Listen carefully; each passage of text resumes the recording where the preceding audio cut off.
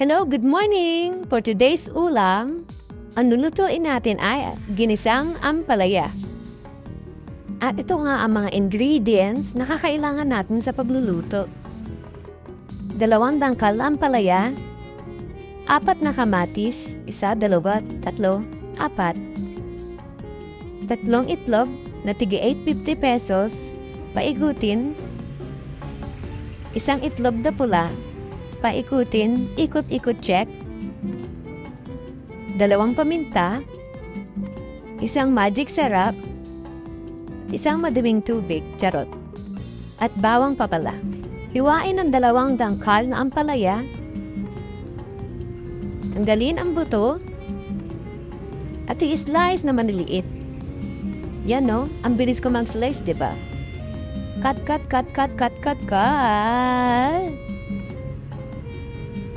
Isang ampalaya nga lang pala ang binili ko kasi kami 2 lang mag-asawang kakain.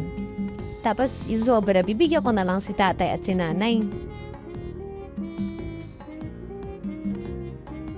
Bawali ibababad ko nga yan pala sa tubig na may asin. Kasi para mawala yung pait niya. Ayan, binabad ko na siya. Bumili nga rin ako ng worth 160 pesos ng salmon. Ipapartner ko sa ginisang ampalaya. Bali, titiplahan ko lang siya ng asin, paminta, tsaka sesame oil. Mix ko lang.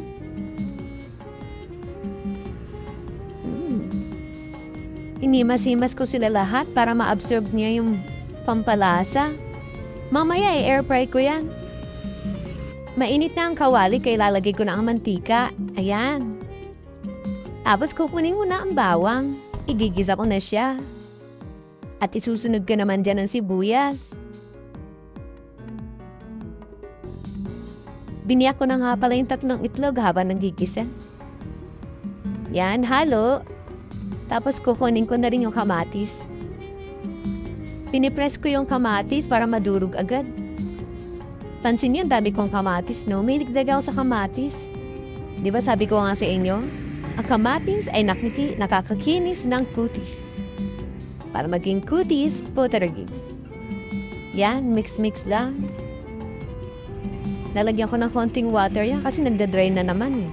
Ayoko kasi maraming oil. Yan. Halo ko lang.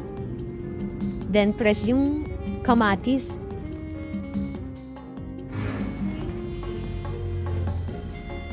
Basta halo-halo lang ako sa kamatis.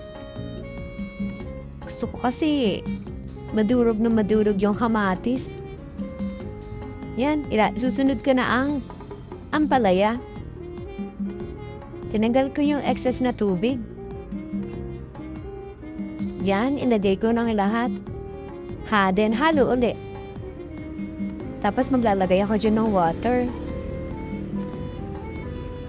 Tsaka panimpla. Nalagay ko yung paminta and magic syrup. Yan, inuna ko na yung magic syrup. Then, isang paminta. Then, halo ulit.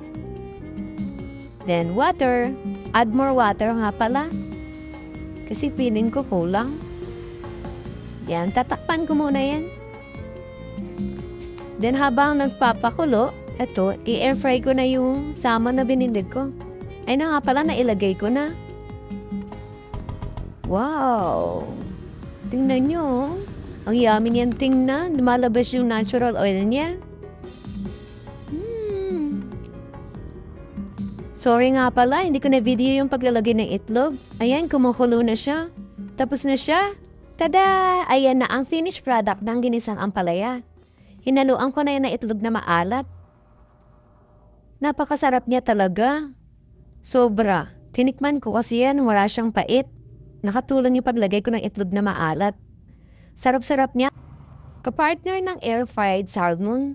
Napaka-crispy ng salmon. Ang sarap-sarap. Ang juicy pa. At higit sa lahat, napaka-healthy niya. I-try niyo na rin to. Ayan na yung ideas kung paano magluto ng ginisang ampalaya. Thanks for watching. Yun lang. Mwah!